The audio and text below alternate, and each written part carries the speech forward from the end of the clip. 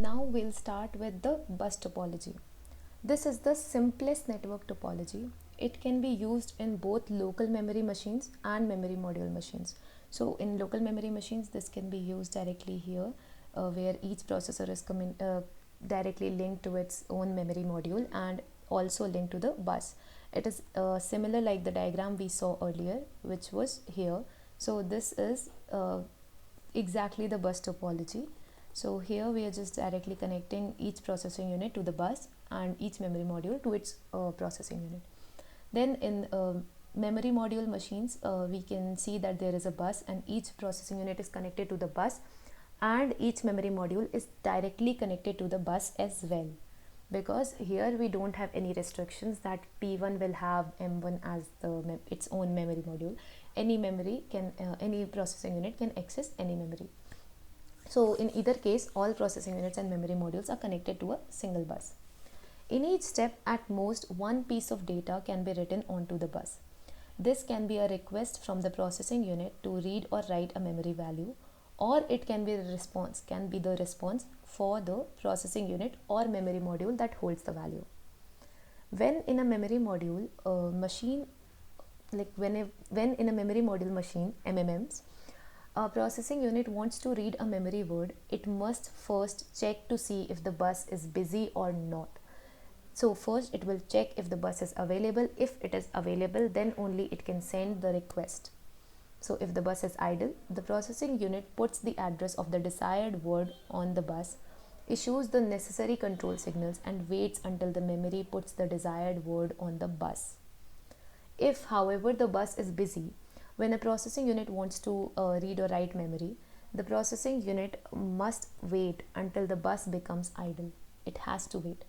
This is where drawbacks of the bus topology come apparent. So this is where you can see that what is the drawback of bus topology. It is right in front of your eyes.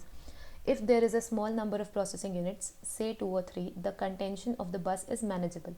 But for a larger number of processing units, say 32, 64, something like that, the contention becomes unbearable because most of the processing units will be waiting for the bus to be idle. Then we have network topologies in linear arrays. So we must have done linear arrays in data structures. So linear arrays are nothing but if the nodes are connected in a single, like each node is connected to just its neighbor node and no other node, there is a one-dimensional connection between all the nodes, then we can say that that topology is of linear array topology. Linear arrays are also of two types, with no wraparound links and with wraparound links. So here you can see that this in this figure there is no connection back to the first node, but here in this there is a connection back to the first node from the last one. So this is the basic difference between the no wraparound and wraparound links. Then we come to the ring topology. The ring is among the simplest and oldest interconnection networks. Given n nodes, they are arranged in a linear fashion so that each node has a distinct label I, where I is less than or equal to 0 and I is greater than or equal to 0 or less than equal to n minus 1. So the number of connections will be less than or equal to n minus 1. Now every node is connected to two neighbors, one to the left and one to the right. Thus a node labeled I is connected to the nodes labeled I plus 1 mod n and I minus 1 mod n. So mod n because it is going in a circular fashion, so it will come back to the front when it reaches the end. The ring is used in local memory machines. So local memory machines are the ones where the memory modules are directly connected to the processing units, not to the interconnection network. Then comes 2D mesh. What is a 2D mesh? A two-dimensional mesh is an interconnection network that can be arranged in a rectangular fashion so that each switch in the mesh has a distinct label. So here each switch will have a distinct label I, j. So where I will be less than or equal to x minus 1 and j will be less than or equal to y minus 1. X and y determines the lengths of the sides of the mesh. So x will be the number of nodes in the x-axis and y will be the number of nodes in the y-axis. Then so the number of switches in a mesh is x into y. Every switch except those on the sides of the mesh is connected to 6 neighbors. So each and every switch is connected to 6 neighbors. 1 to north, 1 to south, 1 to east.